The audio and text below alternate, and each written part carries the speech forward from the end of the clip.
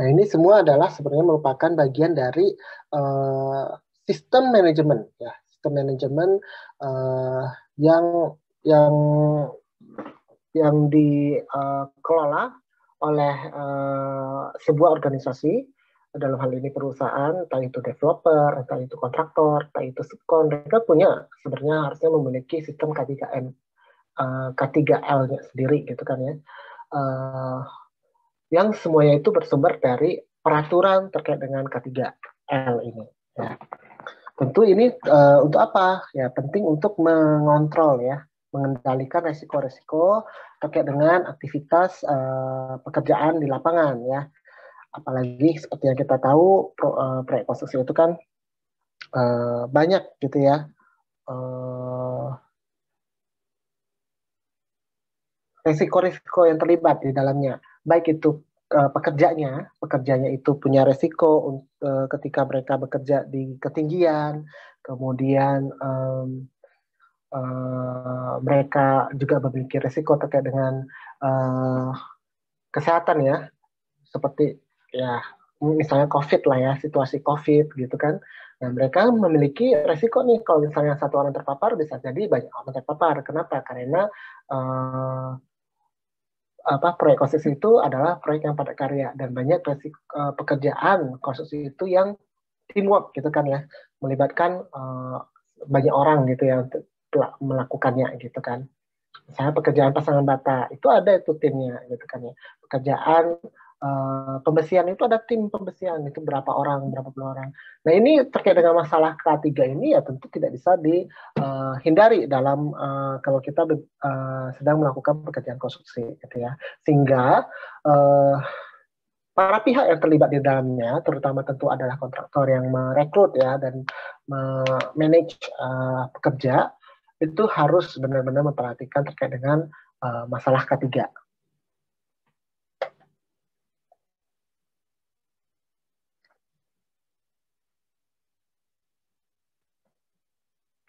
Nah, ya ini tadi saya sampaikan, proyek konstruksi itu kan sifatnya risky ya dan dangerous ya. Kita tidak bisa memungkiri hal itu. Maka dari itu proyek yang baik itu tentu adalah mereka yang proyek yang mampu untuk meminimalkan ya. Bagaimana cara meminimalkannya? Ya tentu yang pertama itu seperti yang kita ketahui di dalam manajemen risiko, ya harus mengidentify dulu ya, mengidentifikasi potensi risikonya apa nih ya. Oh nih risiko bakal kejatuhan, ya kan? Nah ini harus apa kemudian langkah pencegahannya untuk meminimalkan potensi kejatuhan tersebut, gitu ya, kejatuhan barang. Kemudian bagaimana nih perlindungannya kepada si orang-orang yang bekerja di bawahnya, ya. Oh harus memakai helmet, ya kan? Oh harus ini itu. Nah itu adalah langkah-langkah pencegahannya. Kemudian bagaimana memonitor ya, memonitor dari potensi ini supaya tetap minim ya, tetap dapat kalau tidak bisa dilenyapkan ya harus diminimalkan gitu kan ya. Nah ini harus ada monitoring secara berkala oleh petugas K3-nya gitu kan yang di lapangan. Mereka harus secara berkala rutin mengecek ya terkait dengan penerapan, tidak hanya bahwa si pekerja itu harus memakai helm ya, tidak hanya sekedar ini sudah dipasang jaring pengaman misalnya ya untuk menangkap barang-barang yang jatuh dari atas misalnya kan ya. Nah tapi juga termasuk bagaimana mereka ya si petugas ini ya berusaha untuk meminimalkan atau mencegah hal itu sebelum terjadi gitu kan ya. Jadi termasuk sosialisasi ya, edukasi tentang pentingnya keselamatan K3 di sini. Nah, ini adalah langkah-langkah ataupun hal-hal yang membangun budaya safety ya, safety culture gitu kan ya. Meningkatkan kesadaran para pekerja terkait dengan keselamatan K3. Nah, ini adalah hal-hal yang harus dilakukan juga oleh para petugas K3 gitu kan ya di proyek. Namun seperti yang kita ketahui lah ya, karena memang nature-nya proyek konstruksi itu adalah pekerjaan fisik ya, sehingga accident ya, tidak hanya terkait dengan accident sebenarnya. Accident itu kan kecelakaan, tapi bisa saja terkait misalnya sakit ya, sakit pusing kepala. Kenapa terjadi sakit pusing kepala? Oh, itu karena dia kerjanya itu terlalu berat ya, diforsir dan kepanasan ya, sehingga ya kalau misalnya kita bisa bayangkan kalau kita terpapar sinar matahari yang cukup panas, terik, ya lama-lama mungkin bisa dehidrasi, kemudian pusing gitu kan ya. Nah ini bukan kecelakaan ya, itu sifatnya bukan kecelakaan, tapi itu adalah penyakit gitu kan ya. Sifatnya itu terkait dengan hal kesehatan si pekerjanya. Nah ini juga harus di monitor ya, harus di manage oleh si petugas K3 di lapangan gitu ya, atau kontraktornya ya, yang bertanggung jawab atas kesehatan dan keselamatan para pekerja. Kalau accident itu kan terkait dengan keselamatan ya, aspek keselamatan. Kalau health itu ya terkait apa, penyakit itu ya terkait dengan aspek health, kesehatan si pekerja gitu ya. Nah, ini juga saya ambil dari hsa.gov.uk. Jika kita dapat memenuhi ya tanggung jawab terkait dengan sebagaimana yang diatur di dalam hukum ya, hukum peraturan terkait dengan K3, maka tentu kita diharapkan dapat mereduce ya potensi resiko yang tadi akibat kelalaian terhadap K3 ini gitu ya. Nah ini civil law ya, hukum perdata. Nah di dalam hukum perdata ya, menurut hukum perdata, seseorang yang kemudian terluka ya atau jatuh sakit karena kelalaian kontraktor selaku selaku orang yang merekrut mereka ya, atasan mereka, maka para pekerja ini dapat meminta kompensasi ya, melakukan klaim ya kepada kalian. Nah kontraktor itu makanya umumnya selalu diwajibkan ya untuk menginsurance ya, menjamin kesehatan para pekerjanya, keselamatan dan kesehatan para pekerjanya. Nah, umumnya kontraktor itu kemudian berusaha mengalihkan lah ya sebagian dari tanggung jawab mereka terkait dengan K3 kepada para pekerjanya itu dengan cara ya tadi menginsurance ya, membayar asuransi, memasukkan para pekerjanya ini, mendaftarkan mereka terhadap asuransi ya, asuransi pekerjaan. Nah, jika nih kemudian tadi ada klaim ya dari si pekerjanya yang mungkin dia kejatuhan nih akibat kelalaian atau ada operator berat ya kemudian nabrak dia ya kakinya kemudian jadi cacat gitu kan ya. Nah ini bisa aja jadi klaim kemudian ya dia mungkin tidak menerima misalnya kerjanya di kontraktor yang kurang bonafit ya, kurang memperhatikan, kemudian dia mengajukan klaim, dia bisa mengajukan klaim melalui pengadilan ya, dan dia juga bisa menuntut ganti rugi ya atas cacat yang dialami ya, baik itu material maupun imaterial. Nah, ini semua di bawah hukum perdata. Oke. Okay. Nah, area penerapan terkait dengan hukum K3 ini ya, tentu terkait dengan aspek K3-nya ya, keselamatan dan kesehatan kerja ya. Kemudian juga tambah lingkungan ya, environment. Tambah lagi sustainability ya, keberlanjutan. Nah, ini memang area dari bagaimana hukum K3 itu mengatur ketiga ini gitu ya. Nah, bagaimana sekarang peraturan-peraturan yang terkait ya kalau di Indonesia? Sebenarnya cukup banyak ya peraturan terkait dengan K3 di Indonesia. Beberapa di antaranya itu misalnya yang saya ambil di sini adalah UUD 45, kemudian ada KU APER ya, kemudian ada UU nomor 1 tahun 70 tentang keselamatan kerja, kemudian ada Permen PUPR nomor 21 ya tahun 2019 tentang pedoman sistem manajemen keselamatan konstruksi ya. Nah, masih ada lagi seperti UU terkait dengan ketenagakerjaan ya. Kemudian ada peraturan Menteri Tenaga Kerja terkait dengan keselamatan penunjukan panitia pembina keselamatan gitu kan ya. Nah, masih banyak yang lain lagi, cuman di sini saya fokus di sini ya, yang 4 ini karena terkait dengan proyek konstruksi. Nah, kemudian apa sih sebenarnya amanat di dalam Undang-Undang tahun 45 ya? Di pasal 27 dijelaskan, dijabarkan 2 poin. Yang pertama itu segala warga negara bersamaan kedudukannya dalam hukum dan pemerintahan dan wajib menjunjung hukum dan pemerintahan itu dengan tidak ada kecualinya. Kemudian yang kedua, tiap warga negara berhak ya atas pekerjaan dan penghidupan yang layak bagi kemanusiaan. Nah, di poin inilah ya, poin 1 bahwa semua atasan maupun bawahan memiliki kedudukan yang sama ya. Kemudian yang poin keduanya, mereka berhak atas pekerjaan dan penghidupan yang layak. Kata layak inilah yang kemudian menjadi garis bawah ya, bahwa ketika seseorang itu melakukan pekerjaan di lapangan ya dia wajib dia berhak ya, bukan dia berhak atas keselamatan dan kesehatan dia ya ketika sedang melakukan pekerjaan di lapangan.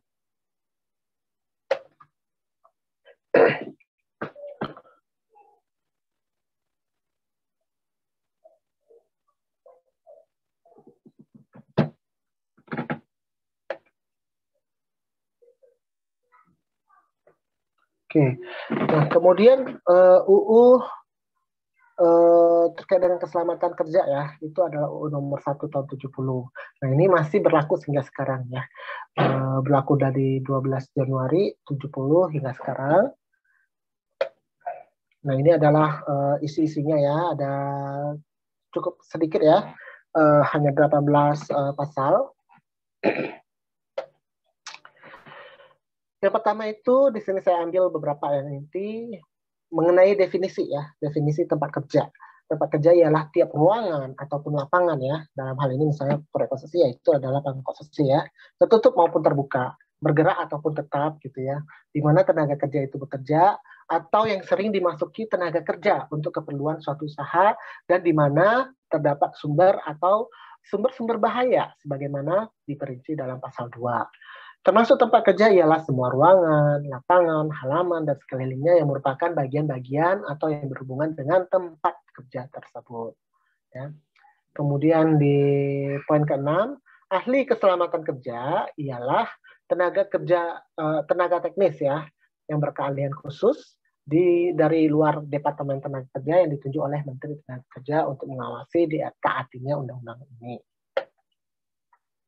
Ini ketentuan di dalam ayat 1 berlaku dalam tempat kerja di mana dibuat, dicoba, dipakai atau dipergunakan mesin, pesawat, alat ya, perkakas dan lain sebagainya.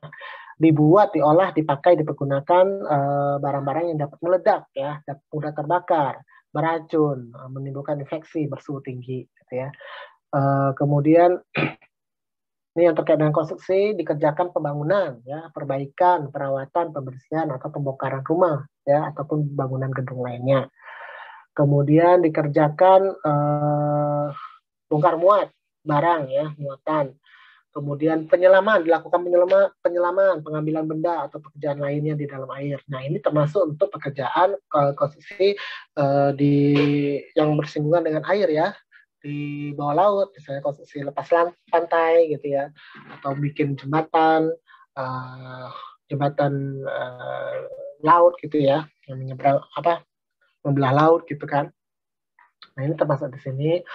Kemudian pekerjaan yang ketinggian di atas permukaan atau di perairan. Nah, ini juga lagi-lagi pekerjaan konstruksi ya, terutama gedung gitu kan ya. Kemudian dilakukan pekerjaan di bawah tekanan udara atau suhu yang tinggi ataupun rendah ya, ekstrim. Kemudian dilakukan pekerjaan yang mengandung bahaya tertimbun tanah, kejatuhan, tertimpa pelantingan benda ya. Nah, ini lagi-lagi konstruksi ya kategorinya. Kemudian dilakukan pekerjaan dalam tangki, sumur atau lubang, konstruksi juga ya. Mereka buat basement, buat galian untuk septic tank dan lain sebagainya gitu ya. Kemudian terdapat atau menyebar suhu, kelembapan, debu, kotoran, api. Nah, ini juga lagi-lagi konstruksi ya, karena proyek konstruksi itu kan dirty ya, dan memang syarat dengan debu ya.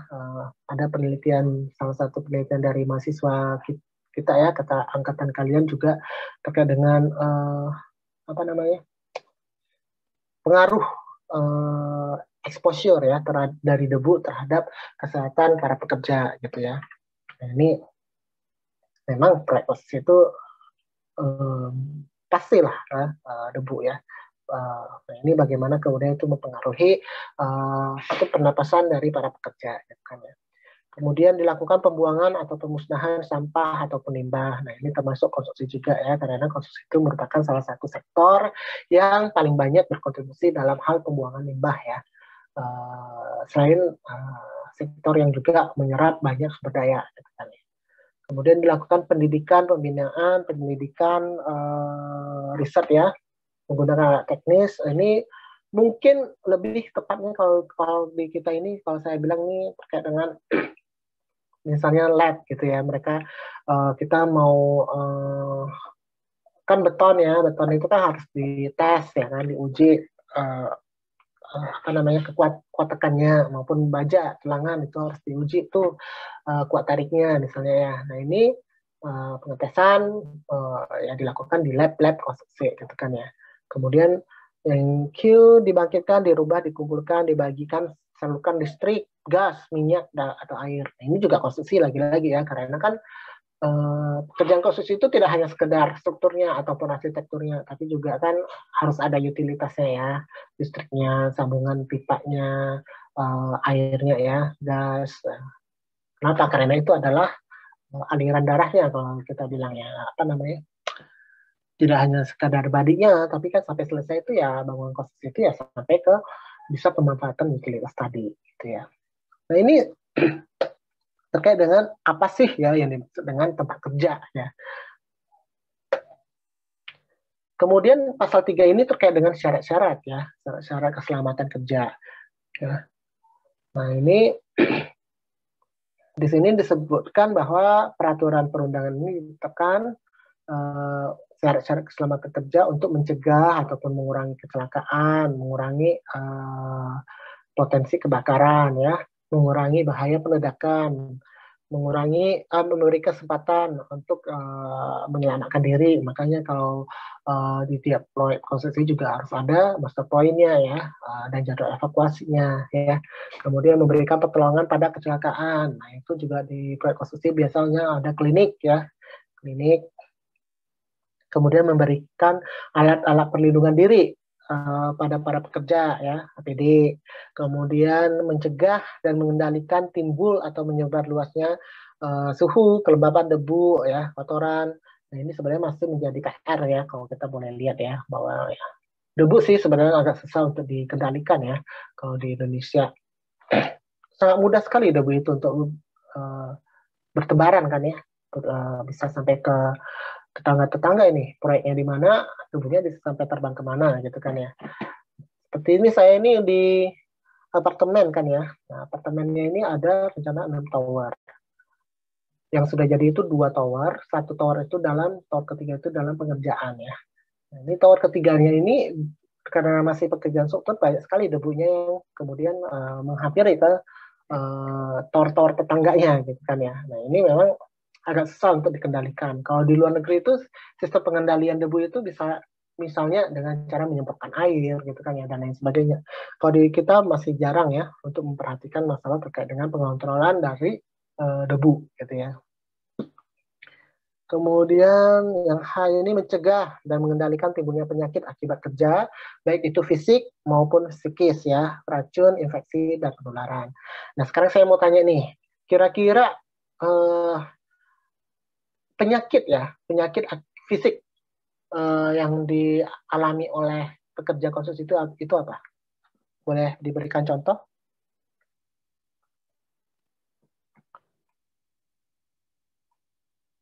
Siapa yang mau memberikan contoh? Gangguan pernafasan nggak sih, Pak? Ya, gangguan pernapasan ya, itu tadi karena debu misalnya kan ya. Ada lagi contoh penyakit fisik.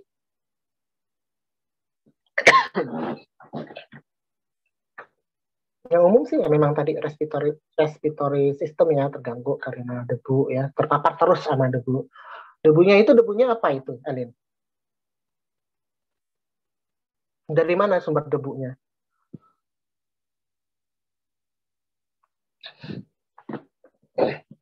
Ada yang tahu sumber debu di pekerjaan konstruksi itu dari mana? Kalau yang saya tahu, yang dulu sempat bermasalah itu dari asbestos ya Pak. Asbestos, oke. Tapi kan sekarang udah dilarang ya malah ya penggunaannya. Enggak, pekerjaan konstruksi itu kan identik dengan debu ya tadi saya bilang. Nah sumber debunya itu selain tadi asbestos lah, tapi itu jarang sekali sekarang. Itu dari mana aja nih Bu konstruksi itu?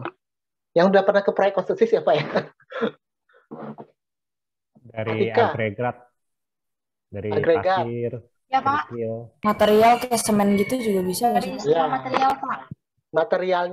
Materialnya itu misalnya semen Portland ya kan, semen Portland. Kita mau buat beton, campuran beton. Semen Portland itu kecil-kecil, tebunya itu bisa sampai terbang sendiri gitu ya. Makanya semen itu kemudian dicampur dengan pasir, dicampur dengan agregat kasarnya ya, splitnya, tambah air itu baru bisa menjadi beton ya. Kalau udah jadi beton udah nggak akan bertebaran itu debunya kan. Selain tadi material beton, material apa lagi yang bisa menjadi debu? Material dari batu bata, Pak. Oke, batu bata. Kalau kayu itu kalau dipotong itu kan bisa menjadi serbuk juga ya. Nah, memang sih serbuknya kalau Iya, serbuknya kasar bisa turun, tapi serbuk yang kecil juga bisa naik. Nah, pekerjaan galian itu juga ada debu ya, terutama untuk kalau wilayahnya itu tanah yang gersang gitu ya. Itu debu banget gitu ya, Saya pengalaman saya kerja di Riyadh ya, itu kan tanahnya tanah gersang ya. Tanah gersang, nggak kayak di kita. Kalau di kita itu kan masih tanahnya itu tanah apa namanya basah lah ya. Kalau di Arab sana kan ya tanahnya itu ya udah apa namanya kayak gurun pasir gitu kan ya, gurun pasir, ada tanahnya itu keras gitu kan ya, ketika dibobok ya, digali ya menjadi debu-debu gitu ya. Nah itu debunya sangat tebal gitu kan ya. Ya hampir-hampir mirip seperti kalau misalnya ada badai aja ya, badai debu. Nah itu debunya kecil-kecil dan itu sangat mengganggu sebenarnya. Nah jadi memang pekerjaan penggalian pun ya juga menimbulkan debu gitu kan ya. Nah hampir semua pekerjaan aktivitas konstruksi ya, terutama pekerjaan struktur ya, substruktur dan strukturnya itu menimbulkan debu. Itu yang memang masih menjadi PR nih kalau di Indonesia ya. Kemudian penyakit akibat fisik, penyakit fisik nih, penyakit mental. Kira-kira apa nih contohnya?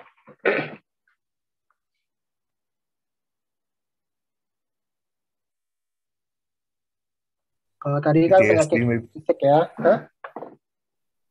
PTSD kayaknya Pak. Apa? Kayak trauma gitu, post traumatic disorder gitu mungkin. Trauma seperti apa ya? Kenapa bisa trauma ya? Ya mungkin dia kayak ngeliat kecelakaan kerja gitu, habis itu kan kayak trauma gitu. Oke. Temennya jatuh gitu ya. Jatuh atau temennya dijadikan tumbal proyek. Enggak, contohnya ya yang paling umum ya. Itu kita tahu proyek konstruksi itu bising gitu kan ya. Bising. Noise gitu ya. Nah, kalau dia itu terlalu sering, seseorang itu terlalu sering terganggu oleh kebisingan, itu akan mempengaruhi kesehatan mentalnya, gitu kan ya. Itu salah satu contohnya nih. Kemudian bisingnya itu dari mana aja? Dari apapun lah ya, pekerjaan konstruksi, pengecoran, potong besi, pengelasan, itu semua bising, gitu kan ya. Kalau misalnya dia tukang las, dia tiap hari itu kerjanya ngelas, ya. Ya itu akan menjadi terganggu ya. Tidak hanya sekedar fisik terkait dengan kualitas pendengaran dia, tapi juga mungkin setelah diperiksa mungkin fisiknya masih ya pengaruh tapi tidak terlalu ini, tapi secara mental health-nya dia ya dia merasa terus berdengung atau seperti apa gitu kan ya. Nah, ini terkait dengan tadi ya mental health-nya dia gitu kan ya. Ada juga terkait dengan isu mental health di konstruksi itu, misalnya terkait dengan kelelahan, apa ya istilahnya ya dalam ini. Jadi kelelahan over bekerja ya gitu ya, karena misalnya dia terus lebur, memforce dirinya daripada pekerjaannya itu adalah pekerjaan fisik ya yang berat. Nah ini juga turut mempengaruhi kualitas mental dia gitu ya. Jadi lebih gampang marah dan lain-lain sebagainya. Makanya jangan heran kalau misalnya proyek-proyek konstruksi itu orang-orangnya gampang marah misalnya atau emosian. Bisa jadi itu karena mereka kurang tidur ya sebelumnya. Dua malam di lembur gitu kan untuk ngecor gitu, ditargetkan. Nah ini adalah hal-hal yang kemudian harus dimaklumi sebenarnya ya, dimaklumi dan juga sebenarnya perlu, oleh karena itu perlu dicegah gitu ya, diaturlah bagaimana caranya supaya ya manusia itu kan, seorang pekerja itu butuh waktu istirahat juga gitu kan ya. Kemudian bagaimana mereka si project manager ini yang bertanggung jawab terhadap proyek ini bisa mengatur, mengelola waktu pekerjaannya ya, agar mereka masih memiliki waktu istirahat yang cukup gitu kan ya. Karena kalau tidak ya tadi timbul masalah gangguan mental, emosi dan lain sebagainya. Kemudian yang I itu menerima atau memperoleh penerangan yang cukup ya. Nah ini juga penerangan cukup. Ini juga sebenarnya menjadi masalah nih kalau di proyek konstruksi, terutama kalau misalnya masih baru ya, masih baru. Kemudian harus kerja di malam hari ya. Kita tahu sendiri proyek itu membangun sesuatu, ya kan? Membangun sesuatu yang belum ada. Ya. Maka dari itu harus ada sebenarnya itu, kalau kita kerja di malam hari, kalau misalnya kerja di kantoran ya oke lah, mesti ada penerangan yang cukup. Kalau misalnya itu proyek konstruksi ya, masih berupa tanah ya, penggalian, pematangan lokasi, itu kan ya, gelap gitu ya, nggak ada bahkan utilitas yang meskipun sudah ditaruh lampu penerangan ya untuk menerangi, tapi karena proyek konstruksi itu apalagi misalnya katakanlah itu dia di lokasi terpencil gitu kan ya, karena kirinya kosong gitu ya, gelap gitu loh. Jadi itu perlu bekerja dengan penerangan yang tidak memadai sebenarnya. Nah itu juga apa akibatnya, bisa menimbulkan resiko ya, resiko kecelakaan, ya kan? Salah, ini harusnya motong besi kok malah motong jari gitu kan ya, atau apa nih. Nah ini semua karena penerangan yang tidak memadai. Kemudian yang J, menyelenggarakan suhu dan kelembapan udara yang baik ya. Kemudian penyegaran udara yang cukup, memelihara kebersihan, kesehatan dan ketertiban ya, memperoleh keserasian antara tenaga kerja, alat kerja, lingkungan, cara dan proses kerjanya. Kemudian mengamankan pengangkutan orang, binatang ya. Ini terkait dengan transport lah kalau di proyek konstruksi itu ya. Delivery pile misalnya ya. Pile itu kan di delivery dari spoon pile ya, tiang panjang di delivery dari pabriknya ke proyek. Nah selama proses delivery dia mungkin menggunakan alat truk ya, truk yang gede gitu kan ya. Nah, itu kan juga sebenarnya ada resiko ya, potensi kecelakaan. Nah ini bahkan potensi kecelakaannya ini melibatkan pihak ketiga ya, di luar nih, masyarakat yang mau motor nih, sama-sama tidak bisa tidak memperhatikan mobilnya, truknya mau belok gitu kan ya, masuk ke area proyek, kena kecelakaan motornya gitu kan ya. Nah ini kejadian gitu loh. Makanya ini juga perlu diperhatikan ya, karena itu adalah risiko kecelakaan kerja. Kalau ini bukan kecelakaan kerja, tapi ini kecelakaan pada saat delivery material misalnya, bukan kecelakaan kerja di lokasi proyek.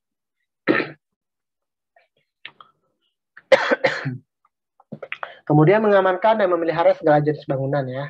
Kemudian mengamankan dan memperlancar pekerjaan bongkar muat, mencegah terkena aliran listrik ya, yang berbahaya. Nah, ini juga termasuk di risiko tinggi ya di pekerjaan konstruksi. Kenapa? Karena kita banyak membutuhkan asupan listrik, tapi ya karena seadanya ya, masih bangunannya juga belum jadi gitu kan ya. Jadi itu hanya temporary gitu kan ya. Ditaruhnya mungkin sembarangan. Nah, bisa saja ke expose sama air, genangan air, hujan dan lain sebagainya. Ini berbahaya ya, menjadi hal yang berbahaya. Kemudian menyelesaikan dan menyempurnakan pengamanan pada pekerjaan. Oke.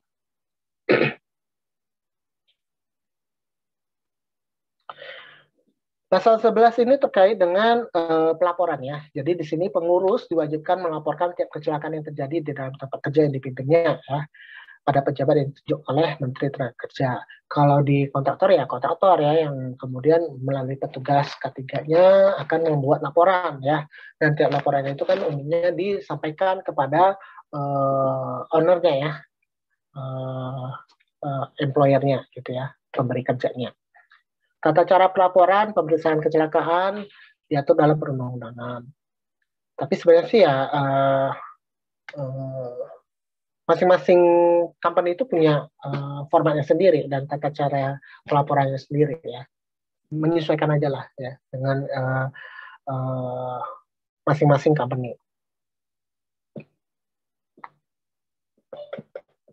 Pasal 12 ini terkait dengan kewajiban dan hak ya. Jadi di sini dijelaskan bahwa kewajiban dan atau hak tenaga kerja itu peraturan perundang-undangan ini ya memberikan mengatur kewajiban dan hak tenaga kerja untuk memberikan keterangan yang benar bila diminta ya.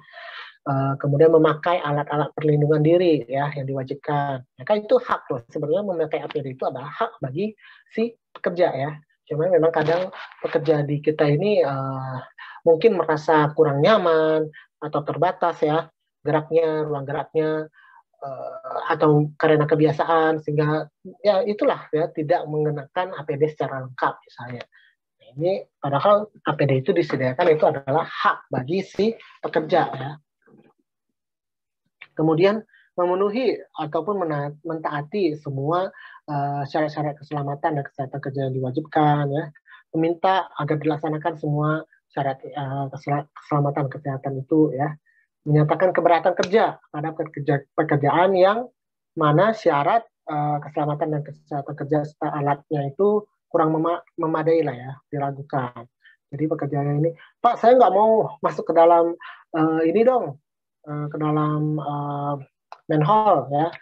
Ini belum ada alatnya nih, belum ada ini nih, bla bla bla gitu kan ya. Nah, itu bisa jadi bisa saja ya dimintakan keberatan, menyampaikan keberatan agar dipastikan bahwa ketika si pekerja itu melakukan pekerjaan tersebut, ya dia bisa selamat ya, bisa melakukan pekerjaannya dengan baik dan bisa selamat gitu kan ya.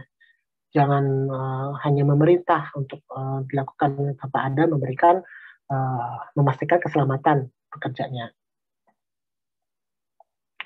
Pasal 13, barang siapa yang akan memasuki suatu tempat kerja diwajibkan mentaati semua petunjuk keselamatan kerja. Nah ini juga makanya proyek konstruksi itu kan saya pernah bilang proyek konstruksi itu adalah proyek yang berbahaya ya. Itu adalah lingkungan yang berbahaya. Makanya selalu dibuat pagar gitu kan ya. Dibuat pagar atau dibuat dan dilengkapi ya, dan dilengkapi dengan rambu-rambu ya. Rambu-rambu ini kan adalah petunjuk keselamatan. Oh ini daerah yang tidak boleh dilalui secara umum.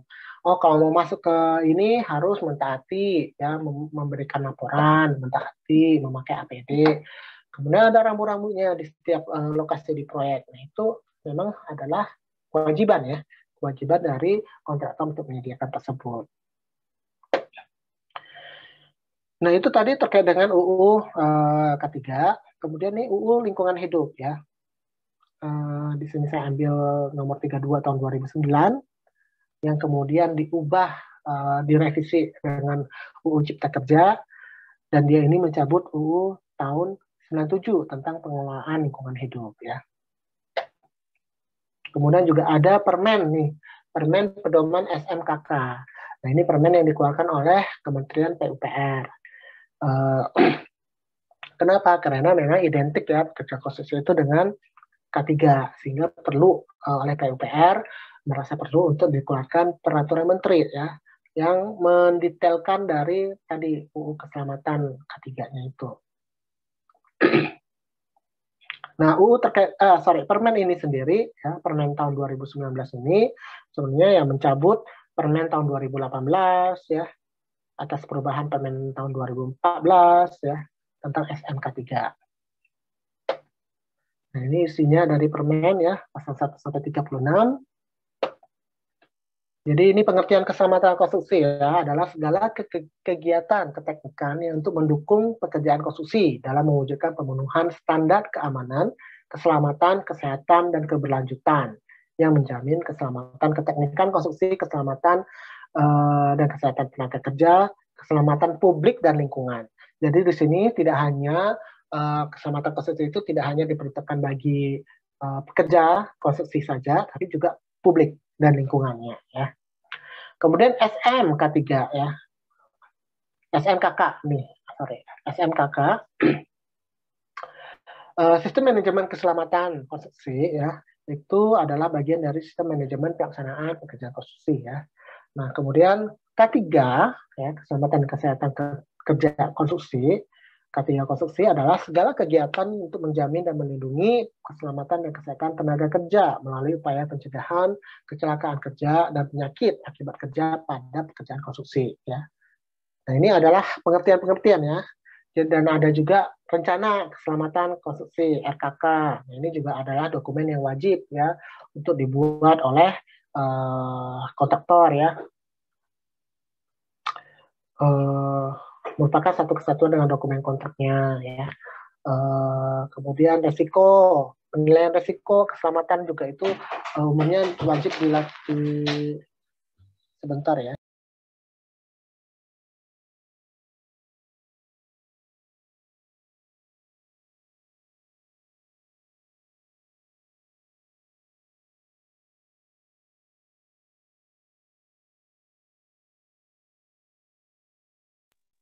Oke, sorry terganggu. Tadi sampai resiko, ya. Nah, resiko ini juga wajib dibuat oleh si kontraktor, ya, ketika mereka kemudian ada dokumen resiko penilaian keselamatan, ya. Nah, ini umumnya dibuat oleh petugas K3-nya. Kemudian pasal 3, setiap pengguna jasa atau penyedia jasa dalam penyelenggaraan jasa konstruksi harus menerapkan sistem manajemen keselamatan konstruksi, ya, SMKK. Nah, penyedia yang harus menerapkan SMKK merupakan penyedia yang memberikan layanan konsultasi manajemen penyelenggaraan konstruksi, konsultasi pengawasan, ya, dan pekerjaan konstruksi. Jadi konsultan MK, ya, konsultan pengawas, dan kontraktornya itu wajib memiliki SMKK, ya. Standar keamanan, keselamatan, kesehatan, dan keberlanjutan itu harus memperhatikan keselamatan keteknikan, keselamatan dan kesehatan kerja, keselamatan publik, dan keselamatan lingkungan, ya. Kemudian penyedia jasa sebagaimana dimaksud ini harus melakukan tadi, ya, yang saya bilang penilaian resiko, ya, identifikasi bahaya, penilaian resiko dan pengendalian risikonya, sasaran dan program keselamatan konstruksi, ya, yang dibuat berdasarkan tahapan pekerjaan. Keselamatan keteknikan konstruksi sebagaimana yang dimaksud dalam pasal 4 itu mencakup pemenuhan terhadap standar perencanaan berupa pemenuhan semua aspek persyaratan keamanan, keselamatan, kesehatan, dan keberlanjutan. Standar perancangan, ya, berupa pemenuhan terhadap pedoman teknis, ya.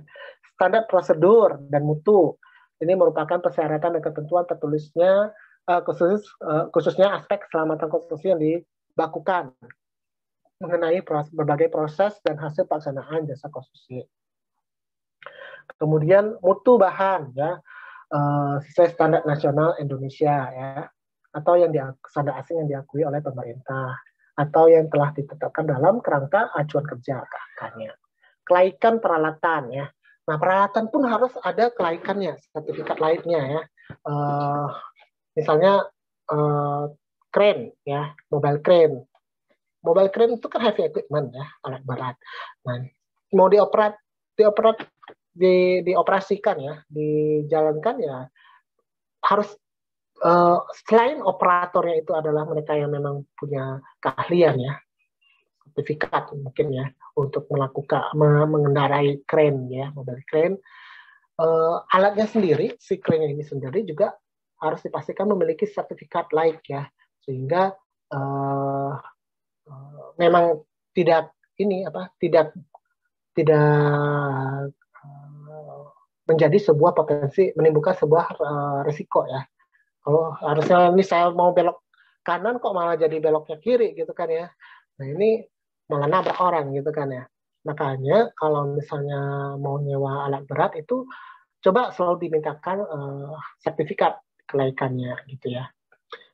Sama seperti yang tadi ini standar prosedur mutu ya, hasil pelaksanaan. Ini umum juga ya, kan dibakukan ya dalam bentuk mengenai proses dan hasil pelaksanaan. Prosesnya itu umumnya kalau ada sekarang ini dokumen-dokumennya itu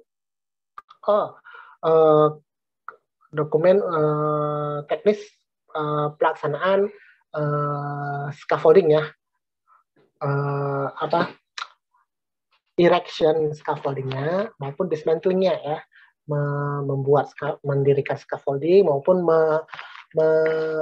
dismantling itu membongkar perancahnya gitu kan ya. Nah ini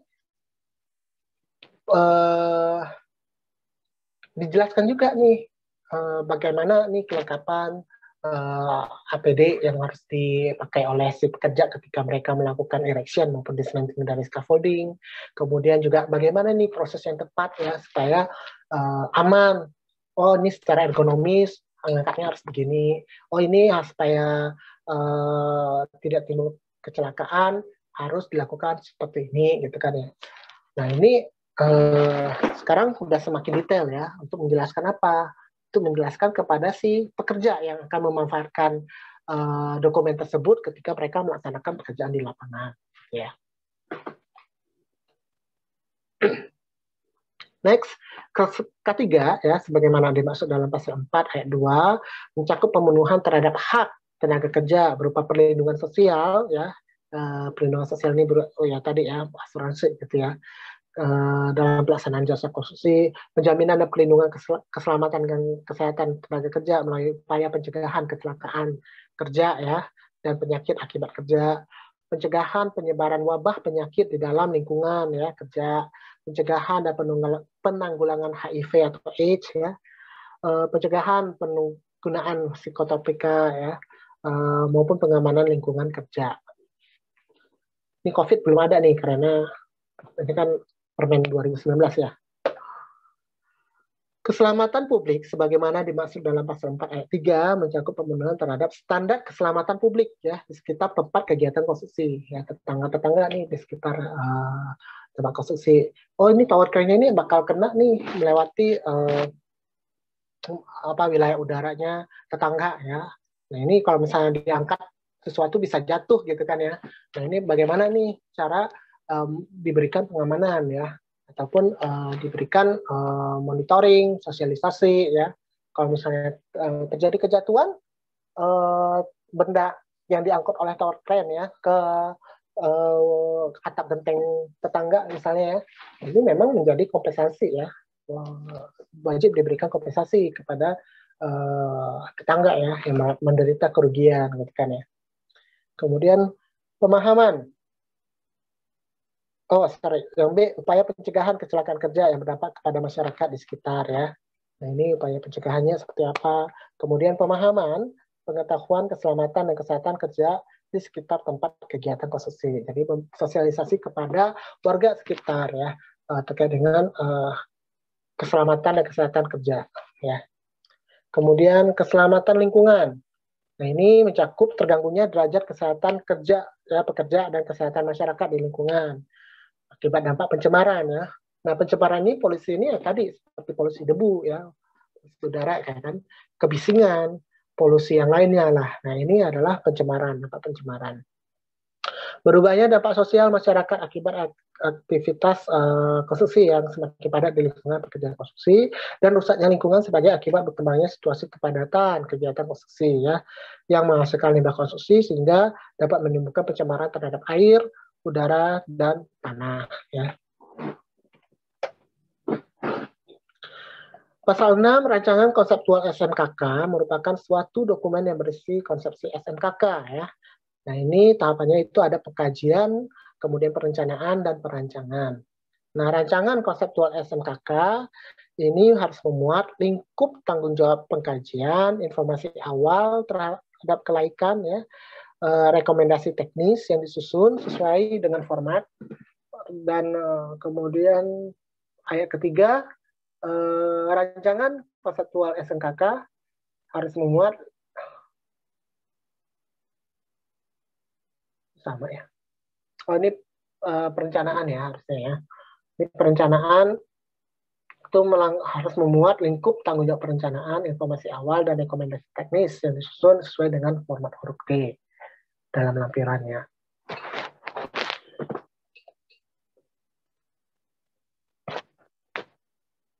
Rancangan konseptual SMKK pada huruf C ya, itu harus memuat lingkup tanggung jawab perancang, metode pelaksanaan pekerjaan, identifikasi bahaya, mitigasinya, dan penetapan tingkat risiko, daftar standar ya, dan peraturan perundang-undangan yang ditetapkan untuk desain, biaya penerapan SMKK, dan rancangan panduan keselamatan pengoperasian.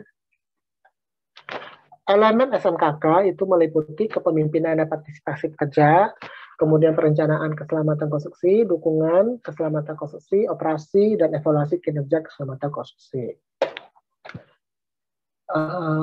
Perencanaan ya, bagaimana dimaksud di ayat D pasal 7 ini, mencakup mengidentifikasi bahaya, penilaian risiko, pengendalian peluang, rencana tindakan yang tertuang dalam sasaran, dan pemenuhan standar dan peraturan perundangan. SMKK diterapkan pada tahapan pemilihan ya, pada saat tender ya, kemudian pelaksanaan pada saat konstruksi di lapangan, dan serah terima pekerjaan. Dokumen pemilihan ya harus memuat manajemen risikonya, biaya penerapan SMKK-nya ya pada harga perkiraan sendiri ya. Kemudian sekarang itu memang SMKK ini biaya sudah ada posnya ya, jadi sudah harus dimasukkan dalam HPS ya. RKK ya dapat diperbarui dalam hal terjadi perubahan pekerjaan ya, ataupun kecelakaan kerja yang mengakibatkan kehilangan waktu kerja, kematian, dan atau cacat tetap ya.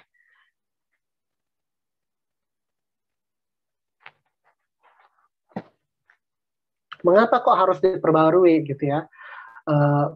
Bukan harus diperbarui, tapi dapat diperbarui. Artinya kita harus melihat kalau misalnya terjadi perubahan pekerjaan, skopnya berubah, mungkin ada pekerjaan tambah ya, yang baru, yang di luar dari pekerjaan yang sudah ada di dalam skop awalnya.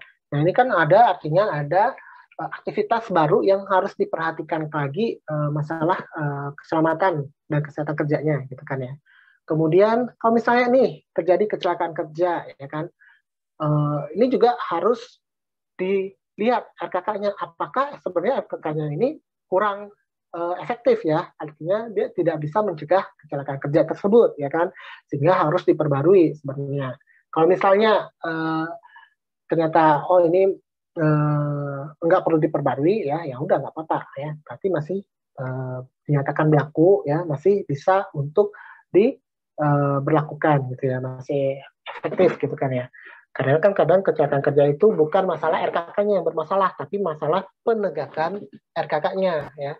RKK-nya itu udah oke, dokumennya sudah oke, manajemennya sudah oke, prosedurnya dan detailnya sudah oke, cuman di lapangannya aja nih penegakannya itu orang harusnya udah disuruh pakai helm ya, disuruh pakai safety shoes gitu ya, tidak juga pakai gitu kan ya. Nah ini apa nih ya? Oh berarti elemen dari RKK yang ini nih terkait dengan penegakan nih yang kurang di enforce ya kan, yang kurang dapat ditegakkan. Bagaimana kemudian cara untuk memastikan ya penerapan dari RKK ini gitu kan ya.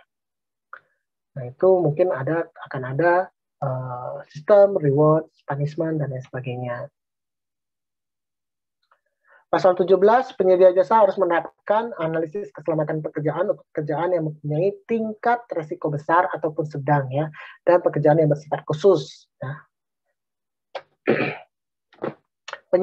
Penyedia jasa melaporkan pelaksanaan RKK kepada pengguna jasa, ya. Jadi kontraktor melaporkan kepada si employer-nya, ya, terkait dengan RKK-nya, ya, pelaksanaan RKK-nya. Nah, laporan ini berupa laporan harian, mingguan, bulanan, dan akhir. Penerapan SMKK pada tahap serah terima dilakukan pada masa serah terima pertama sampai dengan serah terima kedua, ya.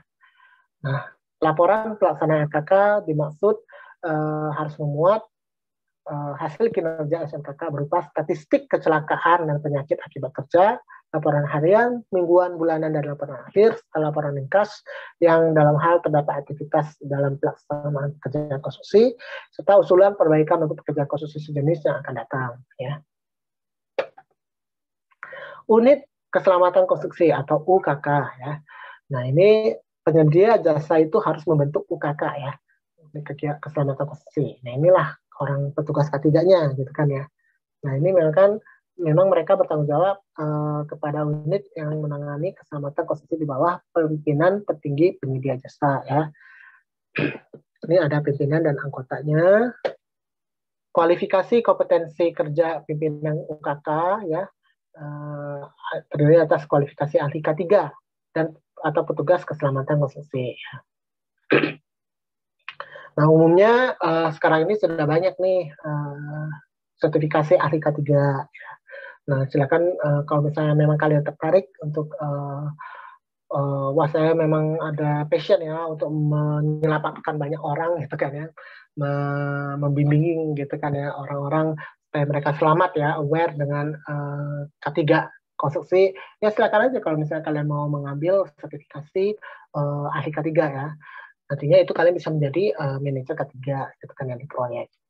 Nah, persyaratan kualifikasi ahli K3, ya, atau petugas keselamatan konstruksi sebagaimana dimaksud pada ayat 1 meliputi untuk pekerjaan konstruksi dengan risiko besar, ya, itu harus ahli utama K3, ya, atau ahli madya K3 dengan pengalaman paling kurang 3 tahun, ya. Untuk pekerjaan konstruksi dengan risiko sedang itu boleh ahli madya atau ahli muda K3 dengan pengalaman paling sedikit 3 tahun. Dan untuk pekerjaan konstruksi dengan risiko kecil, ya, itu boleh ahli muda K3 atau petugas keselamatan konstruksi. Ya. Anggota, sebagaimana anggota UKK, ya, ini harus memiliki kompetensi kerja yang dibuktikan dengan kepemilikan kompetensi kerja atau sertifikat pelatihan. Ya. Nah, ini anggota ini terdiri atas petugas tanggap darurat, petugas pemadam kebakaran, petugas pertolongan pertama pada kecelakaan, petugas pengatur lalu lintas. Umumnya kalau misalnya di luar tuh, ya, transport material, alat berat proyek, gitu kan, ya, kita selalu akan keluar masuk, ya, agar proyek. Nah, ini harus diatur nih lalu lintasnya.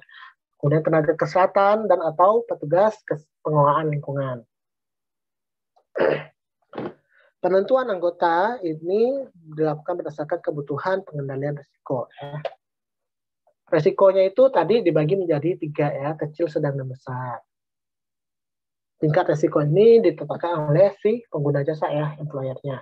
Kemudian risiko keselamatan konstruksi harus memenuhi kriteria bersifat rendah berdasarkan penilaian yang ditetapkan oleh pengguna jasa, ya. Untuk pekerjaan konstruksi dengan nilai HPS sampai dengan 10 miliar, mempekerjakan tenaga kerja yang berjumlah kurang dari 25 orang, dan atau pekerjaan konstruksi yang menggunakan teknologi yang sederhana, ya. Kalau resiko yang bersifat sedang itu berdasarkan penilaian pengguna jasa, ya, pekerjaan konstruksi dengan nilai HPS di atas 10 miliar sampai dengan 100 miliar, mempekerjakan tenaga kerja lebih dari 25 sampai dengan 100, ya, berjumlah 25, ya, artinya 25 orang, ya, ada risiko sedang, ya, sampai dengan 100, dan menggunakan teknologi media.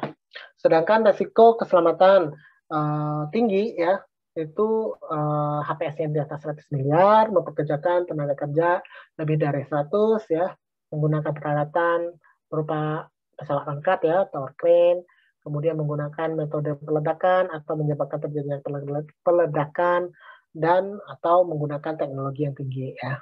Nah, ini umumnya untuk pekerjaan-pekerjaan yang memang kontraktor gede ya lah ya, pekerjaan proyek yang besar ya. Eh, Tol, jalan tol, dan lain sebagainya yang oleh BUMN Karya ya. Pekerjaan konstruksi yang memiliki risiko keselamatan besar, ya, mempekerjakan lebih dari 100 pekerja, harus mempunyai personel K3 ya, paling sedikit 2 orang ya. Satu ahli utama K3 atau ahli media K3 dengan paling sedikit pengalaman 3 tahun, dan satu ahli muda K3 dengan pengalaman paling singkat 3 tahun ya. Biaya penerapan SNKK harus dimasukkan pada daftar kuantitas dan harga ya. Nah, ini tadi ya, sekarang harus masuk ke sana. Biaya penerapan SNKK ini menjadi bagian dari RKK. Ini mencakup biaya penyiapan RKK, sosialisasi promosi, alat pelindung kerja, dan APD, ya, asuransi, perizinan, personel, keselamatan konstruksi, fasilitas sarana prasarana dan alat kesehatan, rambu-rambu, ya, konsultasi dengan ahli terkait dengan keselamatan konstruksi, dan kegiatan dan peralatan terkait dengan pengendalian risiko keselamatan konstruksi. Ya. Nah, sekarang kita diskusi sebentar ya. Ini ada proyek, ya, proyek selokan jalan. Ini kan sering banget ya, proyek-proyek selokan jalan gitu kan ya. Di mana-mana lah ya, kayaknya proyek abadi gitu kan ya. Nah, ini ada keteledoran nih dari pekerja yang tidak memberikan rambu-rambu K3 terkait dengan pekerjaan selokan. Kemudian terjadi kecelakaan ya, publik ya, oleh orang pejalan kaki ya, akibat keteledoran ini. Apa yang dapat dilakukan oleh korban ya, dan siapa yang bertanggung jawab penuh, apakah pekerja atau kontraktor atau malah si ownernya gitu kan ya. Nah, kira-kira ada yang mau memberikan pendapatnya?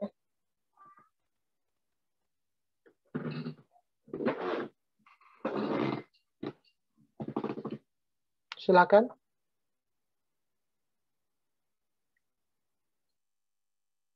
Saya kasih waktu deh ya untuk memahami ya. 2 menit. 2 menit, oke. Okay.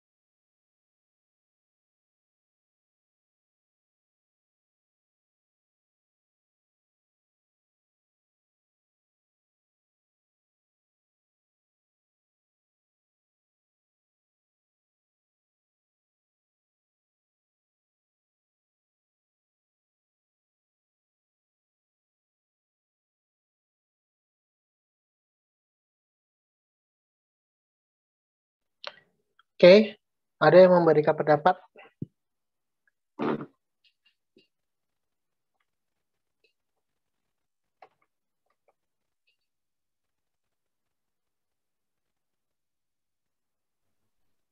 Menurut saya salah kontraktornya, Pak.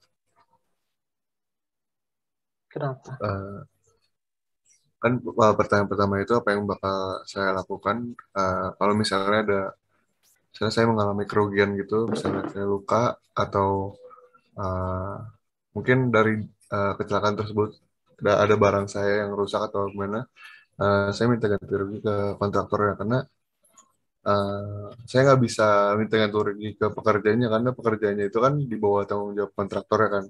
Dan saya juga nggak usah ganti rugi ke ownernya karena emang itu pekerjaan itu tanggung jawab dari kontraktor ya. Jadi itu kan diassign ke kontraktor. Jadi menurut saya sih saya minta ganti rugi ke kontraktornya seperti itu. Atas dasar Karena apa kamu meminta ganti ruginya? karena karena saya kan untuk jadi pejalan kaki di situ kan hak saya untuk jalan di situ kan. Kalau misalnya ada pekerjaan di trotoar tersebut harusnya tuh ada rambu-rambunya. Nah kalau misalnya nggak ada kan saya nggak tahu. Jadi saya bisa, jadi mereka liable untuk kecelakaan saya gitu. Karena saya nggak tahu dari awal.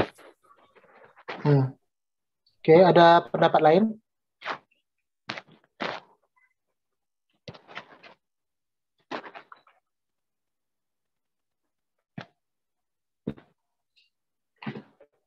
Raka kali.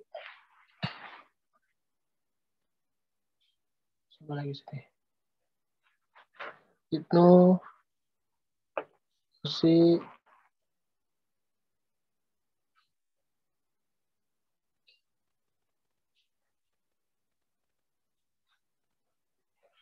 kalau yang tadi Robi sampaikan ya terkait dengan hak ya, ya oke, memang benar ya bahwa hak pejalan kaki untuk melalui jalan tersebut dengan aman dan nyaman gitu kan ya. Sebelumnya nggak ada kok gitu kan ya, tapi kamu kemudian melakukan pekerjaan apa tadi selokan ya, perbaikan selokan ya, kita tahu itu adalah pekerjaan untuk kepentingan umum gitu kan ya. Cuman mereka tidak melakukannya dengan benar misalnya, sehingga mengakibatkan kecelakaan nih, kaki saya tergores nih, kaki saya apa kena luka gitu kan ya. Apa nih yang kemudian menjadi isu gitu kan ya? Apakah ini ada haknya? Ya memang haknya. Tapi kemudian kita lihat lagi, apakah si kontraktor ini kemudian telah memberikan temporary access ya. Kadang itu kan ada ya, kalau misalnya kontraktornya benar ya dia akan menyediakan akses sementara ya, yang dapat dilalui oleh pejalan kaki. Tapi kemudian si pejalan kaki ini sengaja nih tidak mau lewat jalan apa temporary ini karena lebih jauh misalnya, kemudian lebih kecil misalnya kan ya, atau dia memang kebiasaan lewat itu gitu kan ya, kecelakaan. Nah ini kan menjadi kelalaian si pejalan kaki misalnya, padahal sudah ada disediakan rambu-rambu dan temporary access. Tapi dalam kasus tadi ini kan tidak dijelaskan ada temporary access ya, dan disebutkan bahwa memang kurang rambu-rambu gitu kan ya, sehingga memang ini mengakibatkan kerugian bagi si korban ya. Korbannya itu ya tadi pejalan kakinya, dan seperti yang tadi Robi sampaikan, ada hak ya, hak dari si pejalan kaki yang terabaikan ya kan. Nah, masalah hak ini landasannya adalah di dalam KUH Perdata ya, pasal pasal berapa ya? Pasal 1365 ya, dari KUH Perdata ya, Kitab Undang-Undang Hukum Perdata, bahwa tiap perbuatan yang melanggar hukum atau membawa kerugian kepada orang lain mewajibkan orang yang menimbulkan kerugian itu karena kesalahannya untuk menggantikan kerugian tersebut gitu ya. Nah ini memang sudah ada diatur di dalam KUH Perdata ya. Dan terkait dengan perbuatan ini kan memenuhi perbuatan melawan hukum ya, unsur perbuatan melawan hukum ya, karena kelalaian dari salah satu pihak kepada pihak ketiga gitu kan ya. Nah ini kemudian ada nggak sih elemen-elemennya ya kan, sebagaimana dalam pasal 1365 tadi, oh harus ada perbuatan ya kan, oh perbuatan itu melawan hukum ya, ada kerugian nih, timbul korban ya kan, ada hubungan sebab akibat ya, ada kesalahan ya kan atau kelalaian. Nah, ini kemudian dilihat bahwa memang perbuatan itu melanggar hak subjektif dari orang lain ya, si pejalan kaki ini, gitu kan ya. Nah, sehingga dalam hal ini yang salah itu sebenarnya si pekerja ya, karena mungkin dia lalai, itu harusnya dia pekerjanya itu misalnya bertanggung jawab untuk memberikan rambu kan, rambu K3, atau dia harus mengatur lalu lintas si orang-orang yang akan melintas di sana gitu kan. Tapi dia lalai nih. Memang yang lalai itu mungkin adalah pekerja gitu kan ya. Tapi yang bertanggung jawab itu adalah si kontraktornya, karena dia itu akan dia yang merekrut ya kan. Dia adalah majikan. Dia adalah orang yang merekrut si pekerja untuk mengatur itu gitu kan ya. Nah, kelalaian si pekerja itu tentu dia adalah tanggung jawab si kontraktor ya kan. Maka kemudian si korban ini bisa meminta pertanggungjawaban atau meminta kerugian kepada kontraktor ya atas kelalaian tersebut ya. Oke.